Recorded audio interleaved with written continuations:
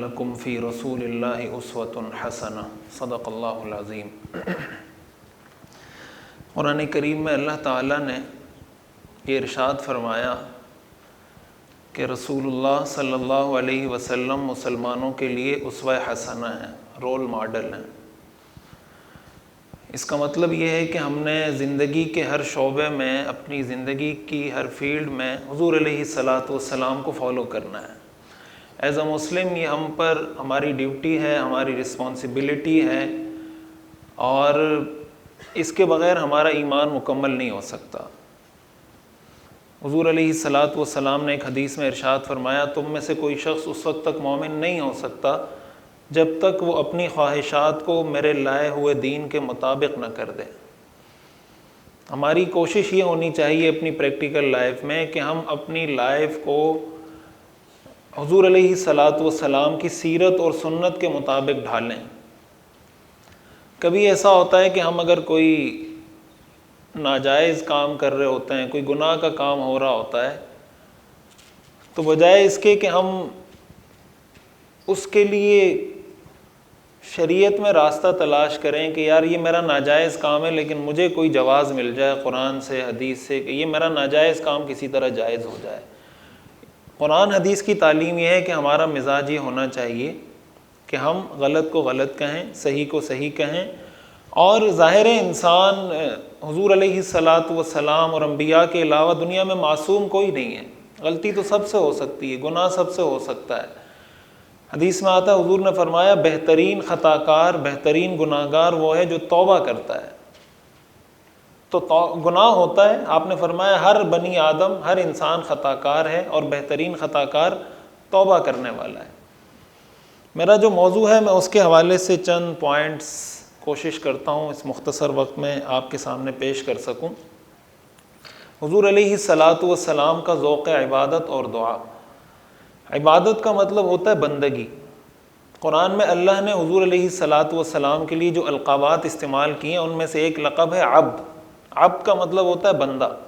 سبحان الذی اسریٰ بعبدہ لیلا من المسجد الحرام، پاک ہے وہ ذات جو اپنے بندے کو لے کر گئی مسجد حرام سے مسجد اقصیٰ کی طرف۔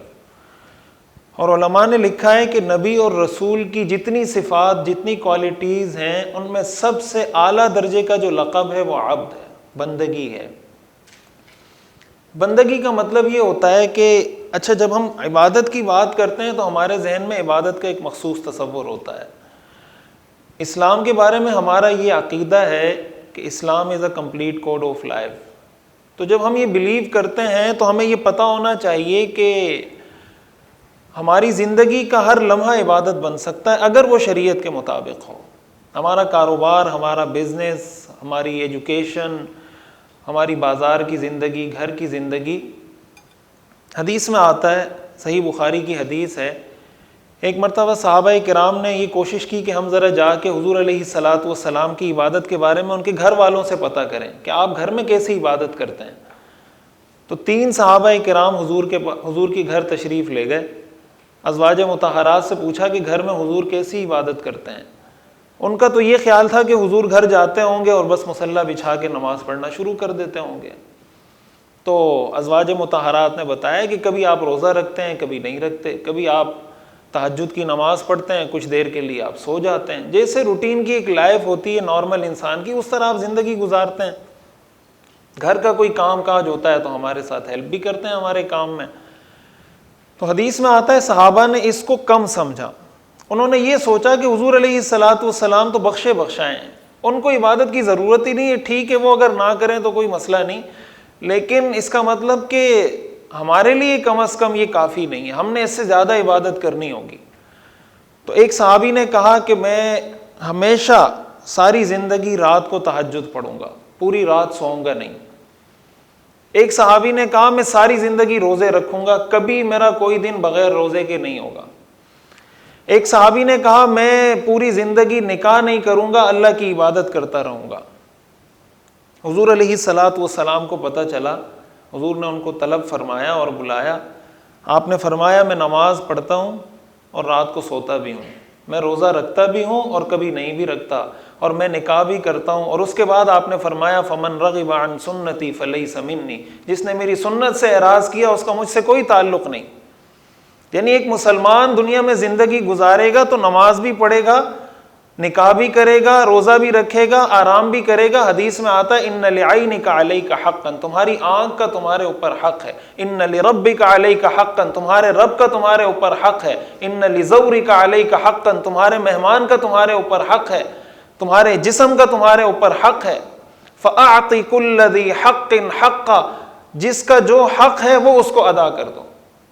آنکھ کو اس کا حق دے دو، گھر والوں کو اس کا حق دے دو، رشتہ داروں کو اس کا حق دے دو، پڑوسیوں کو اس کا حق دے دو، اپنے جسم کو اس کا حق دے دو۔ یہ تصور ہے اسلام کا۔ اسی کے ساتھ ساتھ انسان کی زندگی کا ایک لمحہ، ایک گوشہ، کوئی وقت ایسا ہونا چاہیے۔ دیکھیں ہم جب اپنی پریکٹیکل لائف میں بزی ہوتے ہیں، مصروف ہوتے ہیں، تو بعض اوقات ہم اللہ کی یاد سے غافل ہو جاتے ہیں۔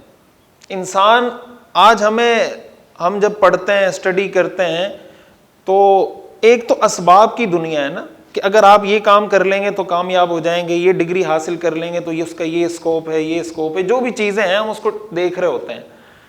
کامیابی کے اسباب میں ایک سبب دعا بھی ہے، کامیابی کے اسباب میں ایک سبب عبادت بھی ہے۔ آپ نے دیکھا ہوگا بہت سے لوگ ڈگریز حاصل کر لیتے ہیں، سیم ڈگری ایک آدمی کے پاس ہے، وہی سیم ڈگری دوسرے آدمی کے پاس ہے۔ ایک آدمی بہت ترقی کر لیتا ہے، دوسرا آدمی اس ترقی تک نہیں پہنچ پاتا۔ اٹ مینس کہ یہ ڈگری کا میٹر نہیں ہے، اس میں کوئی اور چیز انوالو ہے۔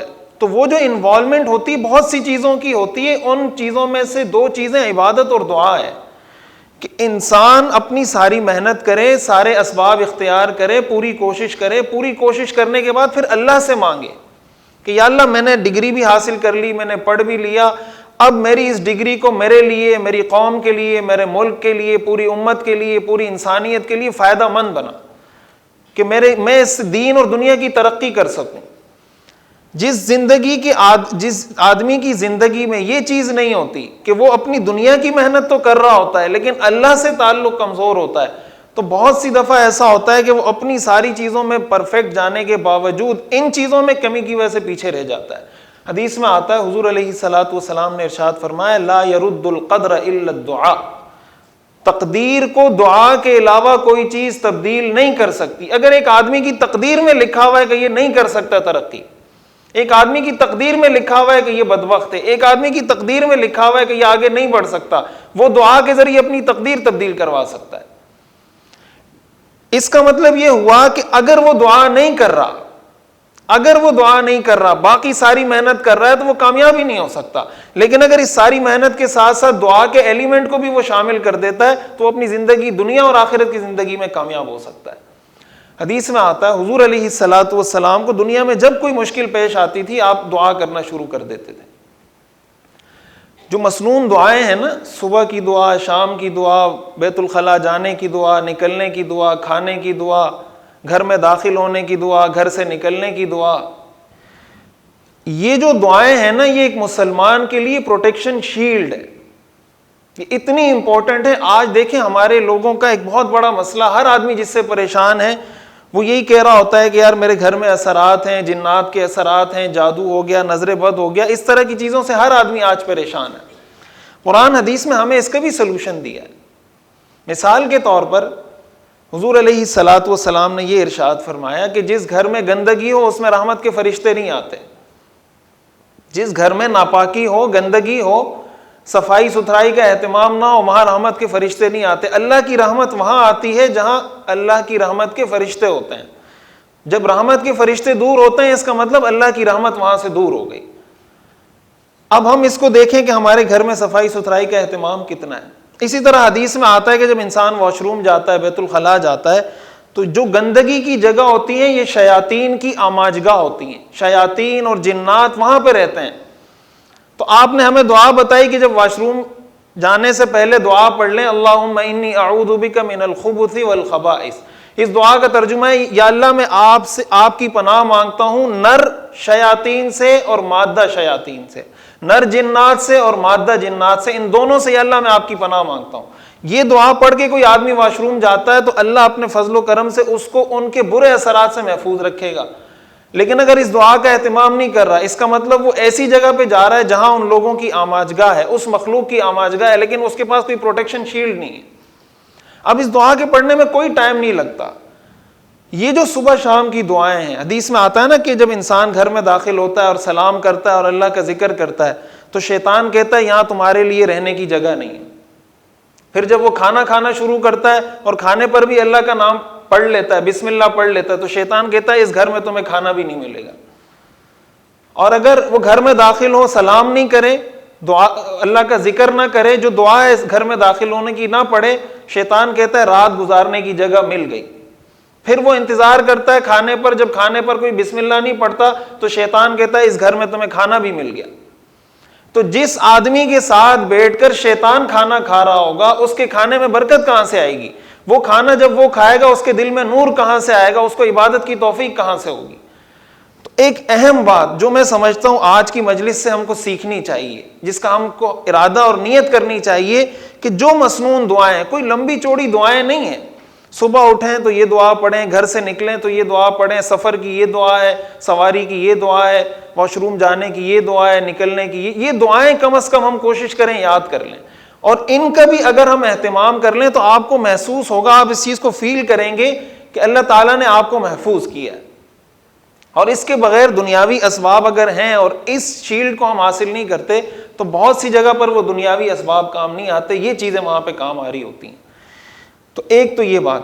دوسری بات، حضور علیہ الصلوۃ والسلام نے ارشاد فرمایا 7 لوگ ایسے ہیں جن کو اللہ قیامت کے دن عرش کا سایہ نصیب کریں گے، اس دن جس دن کوئی سایہ نہیں ہوگا۔ 7 یظلھم اللہ فی ظلہ یوم لا ظل الا ظلہ، اس دن اللہ کے عرش کے سائے کے علاوہ کوئی سایہ نہیں ہوگا۔ ان میں آپ نے فرمایا شاب نشأ فی طاعت اللہ، وہ نوجوان جس نے اپنی جوانی اللہ کی مرضی کے مطابق گزاری ہو، اس نوجوان کو اللہ قیامت کے دن عرش کا سایہ نصیب کریں گے۔ اور اللہ کی اطاعت کے مطابق زندگی گزارنے کا مطلب یہ نہیں ہوتا کہ انسان کسی گوشے میں بیٹھ جائے، کسی کونے میں بیٹھ جائے، اس کا دنیا سے کوئی تعلق نہ ہو۔ اسلام میں تو رہبانیت حرام ہے، اسلام میں رہبانیت کی گنجائش ہی نہیں ہے۔ اسلام پریکٹیکل دین ہے، دین مذہب نہیں ہے۔ دین کا مطلب ہوتا ہے کمپلیٹ کوڈ آف لائف۔ مذہب کا تعلق عبادت اور رسومات کے ساتھ ہوتا ہے، دین کا تعلق زندگی کے ہر شعبے کے ساتھ ہوتا ہے۔ یعنی ایک آدمی، صحابہ میں آپ کو ایسے صحابہ بھی ملیں گے جو تاجر تھے، جو کاروبار کرتے تھے، صحابہ میں آپ کو ایسے صحابہ بھی ملیں گے جو ملازم تھے، جاب کرتے تھے، صحابہ میں آپ کو امیر صحابہ بھی ملیں گے، غریب صحابہ بھی ملیں گے۔ انسان کی زندگی میں، ایک مسلمان کی زندگی میں اگر اس کو یہ پتا ہو نا کہ میری کامیابی کا ٹوٹل دار و مدار اس پر نہیں کہ میرے پاس پیسہ کتنا ہے، پیسہ ہو تب بھی انسان کامیاب ہو سکتا ہے، پیسہ نہ ہو تب بھی کامیاب ہو سکتا ہے، اگر امیر ہے تب بھی کامیاب ہو سکتا ہے، غریب ہے تب بھی کامیاب ہو سکتا ہے۔ غریب ہونے کا مطلب یہ نہیں کہ یہ ناکام ہے، اور امیر ہونے کا مطلب یہ نہیں کہ یہ کامیاب ہے۔ کامیابی اور ناکامی کے سٹینڈرڈز اور معیارات شریعت کے الگ ہیں۔ ان معیارات، ان کرائٹیریاز پر اگر کوئی پورا اترتا ہے، پھر چاہے وہ امیر ہے وہ پھر بھی کامیاب ہے، وہ غریب ہے وہ پھر بھی کامیاب ہے۔ یہ چیز جب انسان کے سامنے ہوتی ہے، انسان مایوسی سے محفوظ رہتا ہے، اس کا حوصلہ مضبوط رہتا ہے، وہ ہمیشہ کوشش کرتا ہے، بار بار سٹرگل کرتا ہے، گرتا ہے پھر اٹھتا ہے، گرتا ہے پھر اٹھتا ہے، محنت کرتا ہے۔ اور جب وہ اپنا ٹارگٹ یہ بنا لے کہ یار اگر میں امیر ہوا تو ٹھیک، اگر امیر نہ ہوا اس کا مطلب میں دنیا کا ناکام ترین انسان ہوں، تو وہ ایسا آدمی دنیا میں زندگی نہیں گزار سکتا۔ اللہ کا نظام فطرت ہے، اللہ فرماتا ہے نحن قسمنا بینہم معیشتہم، یہ معیشت ہم نے تقسیم کی ہے، ورفعنا بعضہم فوق بعض درجات، بعض کو بعض کے اوپر فضیلت ہم نے دی ہے۔ دنیا کا نظام چل نہیں سکتا اگر سارے مالدار ہو جائیں، دنیا کا نظام چل نہیں سکتا اگر سارے غریب ہو جائیں، یہ پاسبل نہیں ہے۔ دنیا میں کبھی ایسا ہوا نہیں ہے کہ دنیا کا ہر آدمی مالدار ہو جائے۔ اگر دنیا کا ہر آدمی مالدار ہو جائے، آپ مجھے بتائیں پھر آپ کے جو صفائی کا کام ہے وہ کون کرے گا؟ پھر جو محلے اور شہروں کے گٹر ہے وہ کون صاف کرے گا؟ پھر سڑکوں پر کھڈے کون کھودے گا؟ جب ہر آدمی کے پاس پیسے ہیں، سسٹم چل ہی نہیں سکتا۔ کامیابی اور ناکامی کا معیار انسان اس کو بنا لے کہ یہ شریعت کی حدود ہے، میں نے کاروبار کرنا ہے، یہ جائز حدود ہیں، میں نے گھر والوں کہ لاڈ نخرے برداشت کرنے، بچوں کے نخرے برداشت کرنے، یہ حدود ہیں. اس حدود کو اگر میں کراس کروں گا، اس کا مطلب اب میں اللہ کی نافرمانی کی طرف جا رہا ہوں. حضور علیہ الصلوۃ والسلام نے ہمیں یہی سکھایا. اور سب سے بڑھ کر حضور علیہ الصلوۃ والسلام کی اس امت کے ساتھ محبت. قرآن میں اللہ نے فرمایا لقد جاءکم رسول من انفسکم عزیز علیہ ما عنتم حریص علیکم بالمؤمنین رؤوف الرحیم. اللہ فرماتے ہیں جس چیز سے تم کو تکلیف پہنچتی ہے میرے رسول کو بھی اس سے تکلیف پہنچتی ہے. مومنین کے ساتھ وہ رحیم ہیں، رؤوف ہیں. حدیث میں آتا ہے، صحیح بخاری کی حدیث ہے، حضور علیہ الصلوۃ والسلام تلاوت کر رہے تھے. حضرت ابراہیم علیہ السلام نے اللہ سے کہا رب انہن اضللن کثیرا من الناس فمن تبعنی فانہ منی ومن عصانی فانک غفور الرحیم.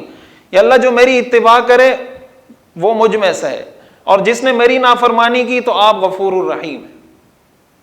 حضرت عیسیٰ علیہ السلام نے اللہ کو کہا ان تعذبہم فانہم عبادک، اگر آپ اپنے بندوں کو عذاب دیں تو آپ کے بندے آپ کی مرضی. وَإِن تَغْفِرْ لَهُمْ فَإِنَّكَ أَنْتَ الْغَفُورُ الرَّحِيمُ، اور اگر آپ بخش دیں تو آپ غفور الرحیم ہیں. حضرت ابراہیم نے اپنی امت کے بارے میں یہ کہا، حضرت عیسیٰ علیہ السلام نے اپنی امت کے بارے میں یہ کہا. حضور علیہ الصلوۃ والسلام پریشان. اللہ تعالیٰ نے حضرت جبریل کو بھیجا ہے، صحیح بخاری کی حدیث ہے، اور فرمایا کہ جا کے میرے محبوب سے پوچھیں آپ کیوں پریشان ہیں. حضرت جبریل علیہ السلام آئے، حضور علیہ الصلوۃ والسلام سے سوال کیا کہ اللہ پوچھ رہے ہیں آپ کیوں پریشان ہیں. اللہ کو پتا تھا، لیکن ہمیں سکھانے کے لیے کہ امت تک یہ میسج کنوے ہو، امت تک یہ پیغام جائے. حضور نے فرمایا یا ربی امتی امتی، یا ربی امتی امتی، یا اللہ میری امت کو ہر حال میں بخشنا ہے. میں یہ نہیں کہتا اگر تو عذاب دے تو تیرے بندے ہیں، تو بخش دے تو تو غفور الرحیم ہے. میرا بس یہ ایک ہی نعرہ ہے امتی امتی. حضور نے فرمایا لکل نبی دعوت مستجابہ، ہر نبی کو اللہ ایک اسپیشل دعا دنیا میں دیتے ہیں کہ یہ دعا تم مانگو. ہر نبی نے وہ دعا دنیا میں مانگ لی ہے، میں نے وہ دعا ریزرو کر کے قیامت کے لیے محفوظ کر کے رکھی ہے. اسی لیے قیامت کے دن جب انسانیت حضرت آدم کے پاس جائے گی، حضرت آدم فرمائیں گے میں سفارش نہیں کر سکتا. حضرت موسیٰ کے پاس جائیں گے، لوگ وہ کہیں گے میں سفارش نہیں کر سکتا.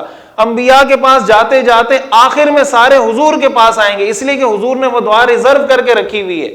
حضور فرماتے ہیں جب انسانیت میرے پاس آئے گی تو میں سجدے میں گر جاؤں گا. اور اللہ فرمائیں گے، اور آپ نے فرمایا میں اللہ کی ایسی تعریف کروں گا جیسی تعریف اللہ کی آج تک کسی نے نہیں کی ہوگی.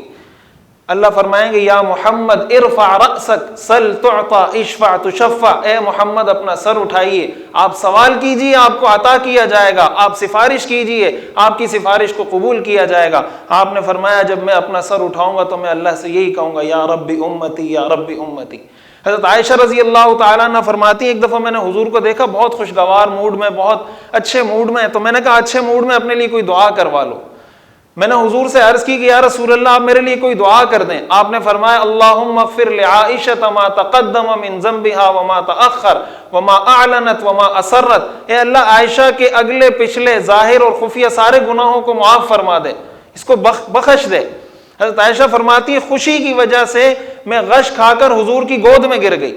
اتنی مجھے خوشی ہوئی اس دعا سے کہ اتنی بڑی دعا حضور نے میرے لیے کر دی کہ اس کے اگلے پچھلے سارے گناہوں کو بخش دے. تو حضور نے مجھ سے پوچھا عائشہ تمہیں کیا ہوا، یہ تم کیوں اتنی خوشی سے گری کیوں؟ حضرت عائشہ نے فرمایا یا رسول اللہ آپ نے میرے لیے یہ دعا کی. آپ نے فرمایا انی لادعو بها لامتی فی کل صلاۃ، میں اپنی امت کے ہر گناہگار امتی کے لیے ہر نماز میں یہ دعا مانگتا ہوں.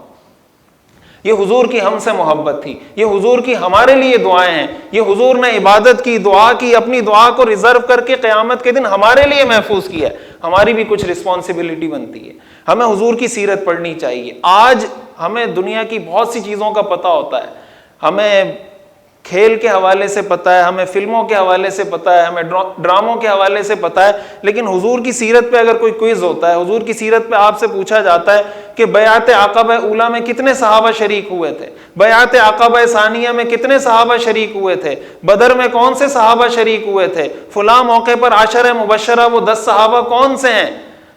اس طرح کے سوالات اگر ایک مسلمان نوجوان سے کیے جاتے ہیں تو اس کو علم نہیں ہوتا. کم از کم وفاداری کا تقاضا ہے. قرآن میں اللہ نے فرمایا هل جزاء الاحسان الا الاحسان، کہ جو احسان کرے اس کا بدلہ تو اچھے طریقے سے دینا چاہیے. ہم اپنی زندگی میں اس چیز کو فوکس رکھیں کہ ہم اپنی پریکٹیکل لائف کے ساتھ ساتھ کچھ لمحے اللہ کے لیے خاص کریں گے. کچھ لمحے عبادت کے لیے خاص کریں گے، کچھ لمحے اللہ سے مانگا کریں گے، یہ چیز اگر ہماری زندگی میں آ جائے تو اللہ تعالیٰ کی ذات سے امید ہے کہ انشاءاللہ ہم دنیا میں بھی کامیاب ہوں گے اور آخرت میں بھی کامیاب ہوں گے۔ آپ سب کا بہت بہت شکریہ۔ وآخر دعوانا ان الحمد للہ رب العالمین۔